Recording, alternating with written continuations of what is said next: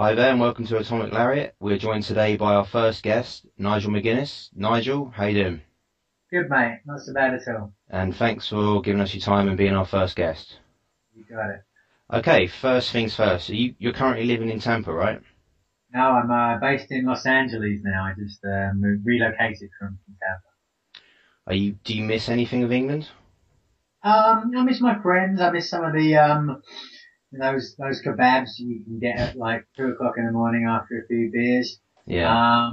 And I miss the sense of humour somewhat, but not much else. I don't miss the weather. I don't miss the economy. I don't miss the sort of the way that we love to poke fun at people who are famous. Yeah. Obsessed with fame. Maybe that's a westernized thing. I don't know, but other than that, obviously I miss my friends and family. Cool. Okay, so we might as well just talk about the Kickstarter project, which ends on April 9th, but at the moment it stands at $41,506 with 841 backers. Mm-hmm. So do you want to just talk about how it came about and everything? Well, the long and the short of it was that, I knew I was doing my retirement tour and, decided that, based on the success of Colt Cabana's Road Diaries DVD that, maybe I should tape it and see if there's anything worth, making into a documentary at the end of it. So I did that and, had some sort of moments, some kind of resolutions and, I just wanted to see whether there was much interest. So kickstarter.com is a way of finding out if there's any interest in your project. You put it out there and if people are interested, they can pledge money to support the project. And, so I put it up there about, what was it? 2 weeks ago, something like that. Asked for 32 grand, which was really the minimum amount that I needed to get it done.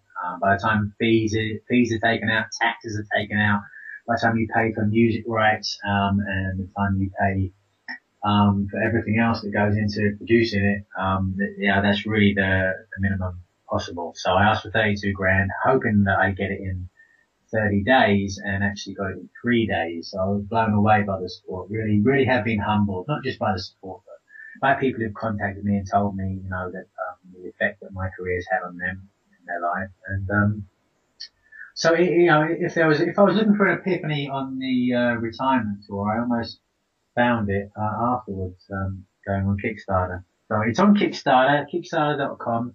If you plug Nigel into the search engine, you can find it real easy. There's about, 10, 14 days, something left of that. Yes, and, like you said, there's about 850 people on there so far. I'm hoping to get 1,000 people by the end. Because the more money I get now, the better I can make the finished product. I can really try and get some great music on board, and make sure the finished product is, presentable. Maybe get it out to film festivals as well. Because I think it's a story that needs to be told, I think there's a lot of aspects of independent professional wrestling that arguably haven't been touched upon in mainstream.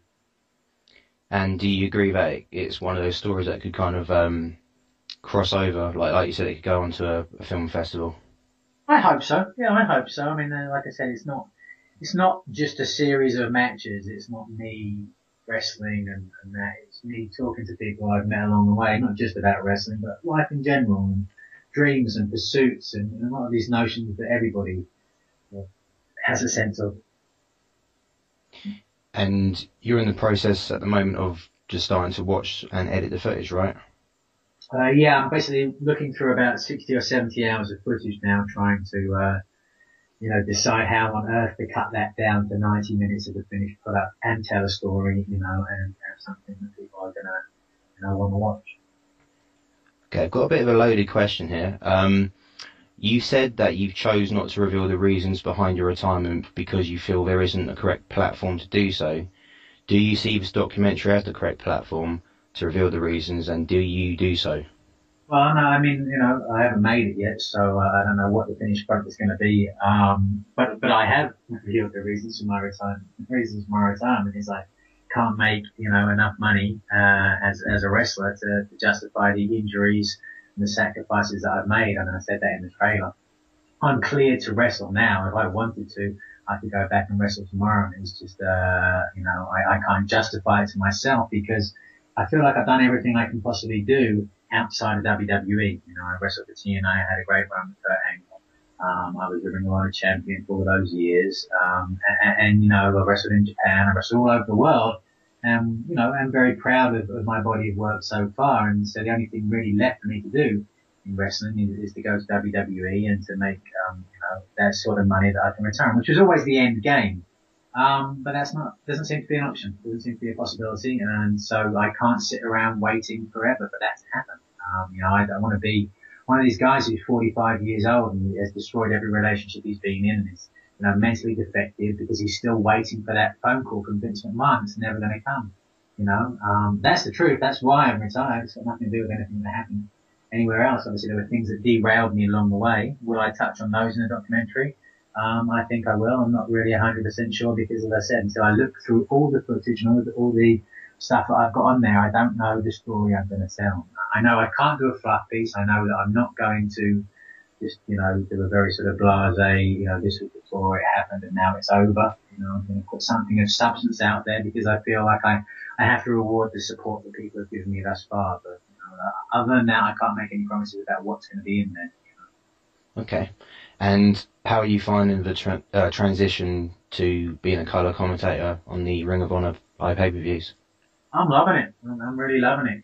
It's an ideal. I always said, if I could find a way of being a wrestler without actually wrestling, it'd be perfect. And so it's a great opportunity for me. I love being part of that company where I made my name, and a company where everybody involved wants to try and take it to the next step and put a product out there that we can be proud of.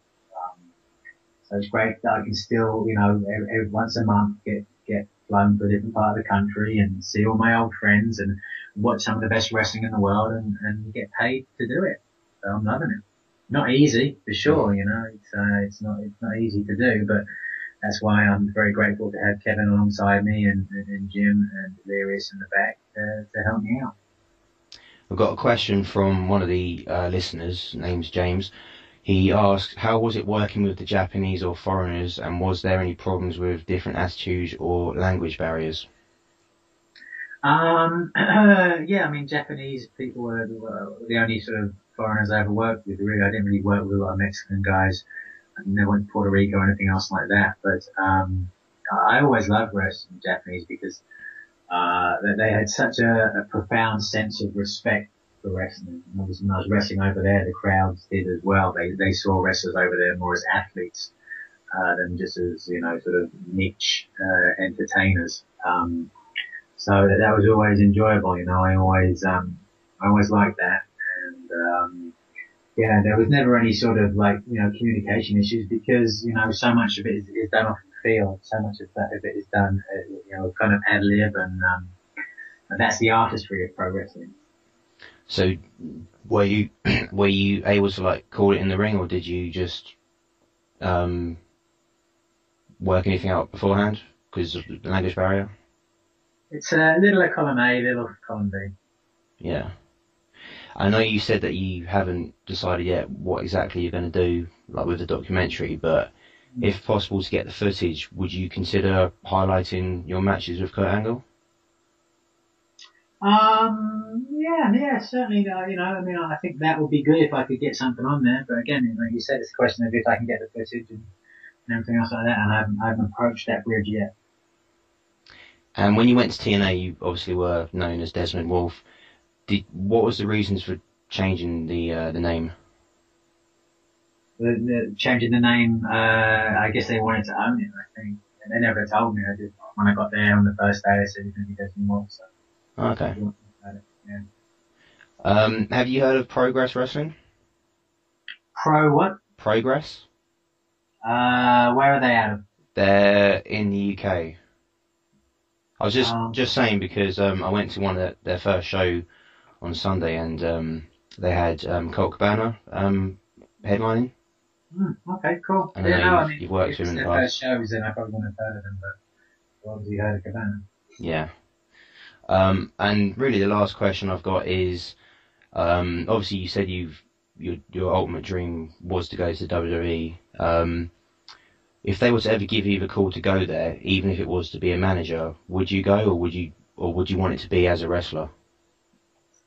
I don't know. Until I'm in that situation, I don't think I can make that kind of a decision. I know I'm very happy in Ring of Honor, and I know that I would never do anything, that would stop me honouring my obligations there. They've given me a great opportunity to be a commentator there, and I'm obviously going to honour all of those obligations. But as I said, this business is about making money and progressing and everything else like that. So I'm certainly always going to be open to options. Okay, and have you got anything to plug, such as Twitter? Yeah, I'm on Twitter, at McGuinness Nigel. On there, I'm on Facebook as well. But, like obviously said that the big thing to really plug at the moment is my project, The Last of McGuinness on Kickstarter. Even if you can't pledge any money, and that's perfectly fine, if you just tell people about it, get the word out there, let people watch that and see what I'm doing. It's really important. I've only got about 15 days left, and I'm really, really trying to get as much funding behind this as possible, so I can really make this a big thing and make this something that we, as independent professional wrestling fans, can be proud of. So please check it out. Kickstarter.com, The Last of McGuinness, and let me know your thoughts. Okay, well that's all. So once again, thanks very much for giving us your time. No worries. And we'll talk to everyone later on. Rock and roll.